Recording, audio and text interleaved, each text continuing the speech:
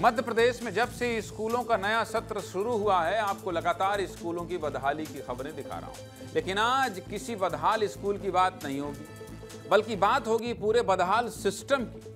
वही सिस्टम जिसकी वजह से बच्चों ने सरकारी स्कूलों से मुंह मोड़ना शुरू कर दिया है। और 1, 2, 4, 5 स्कूल नहीं है, पूरे 700 स्कूल हैं। 700 स्कूल। मध्य प्रदेश के रीवा और मऊगंज से आए आंकड़े कुछ यही कह रहे हैं। पूरी खबर देखें। रीवा और मऊगंज में शिक्षा विभाग द्वारा की गई मैपिंग से पता चलता है कि इन दोनों जिलों में 700 स्कूल ऐसे हैं जहां पहली क्लास में एक भी बच्चे ने एडमिशन नहीं लिया। सोचिए, एक भी बच्चे ने एडमिशन ही नहीं लिया। 700 स्कूल ऐसे, मतलब पहली क्लास में नहीं लिया, इसका मतलब वो स्कूल जाना ही नहीं चाहता, सरकारी स्कूल में पढ़ना ही नहीं चाहता।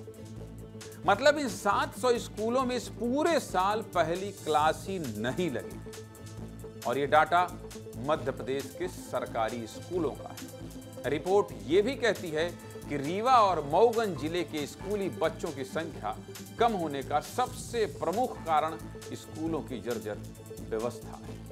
और बच्चों का दाखिला न होने की वजह से कई स्कूल तो बंद होने की कगार पर हैं।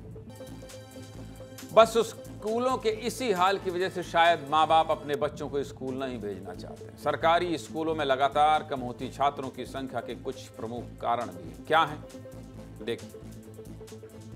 भारत सरकार के शिक्षा मंत्रालय के विभाग UDISE की रिपोर्ट के मुताबिक मध्य प्रदेश के 12,000 सरकारी स्कूल केवल एक टीचर के भरोसे चल रहे हैं। एक टीचर। और करीब 9,500 स्कूल ऐसे हैं जिनमें बिजली तक नहीं, लाइट ही नहीं।